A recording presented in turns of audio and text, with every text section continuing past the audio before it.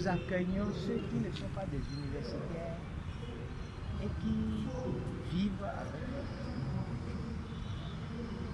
Et là, j'ai appris quelque chose.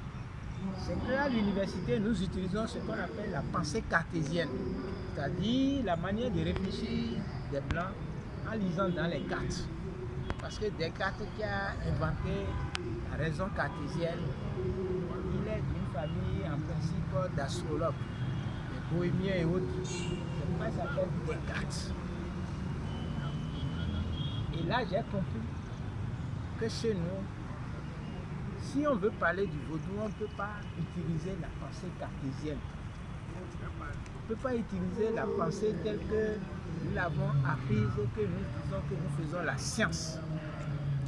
Il faut que nous utilisions maintenant la raison du vaudou. Surtout la raison du phare. Parce que quand il y a un problème qui va vers le Bokono, il y a une rationalité qui est utilisée.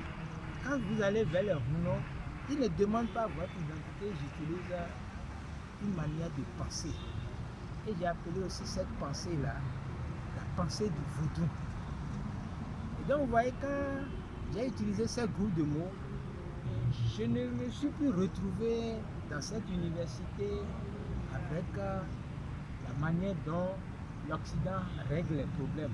Parce que l'Occident nous impose les mots.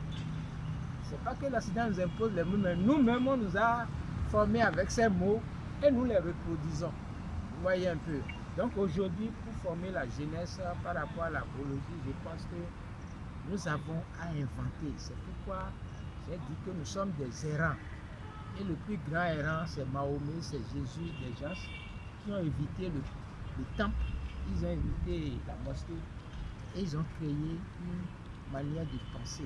Bon, ici, il faut que nous renouions avec la pensée du vaudou, la raison du phare. Et ça, ce n'est pas de la science. Ce n'est pas de la science. C'est quelque chose qu'il faut découvrir. Je ne sais pas ce que c'est. Mais comme je suis un errant, quelqu'un qui est aventurier dans la pensée, je pense que j'utilise le français pas pour parler de la France, mais pour parler des réalités du vaudou. C'est pourquoi je ne parle pas le français. Non. J'utilise le français comme moyen de communiquer pour récolter la dynamique du vaudou. Donc c'est ce qu'on peut récolter du 10 janvier. Le président Soglo a vu quelque chose, mais nous on n'a pas vu ça. C'est pourquoi il a accepté d'instaurer le 10 janvier. Il ne nous a jamais dit ce qu'il a vu. Il a fait ça. D'accord. Donc c'est à nous maintenant de rencontrer ceux qui ont vu quelque chose. C'est pourquoi vous allez découvrir que dans cet ouvrage, ce sont surtout la rencontre de la science avec la raison du phare.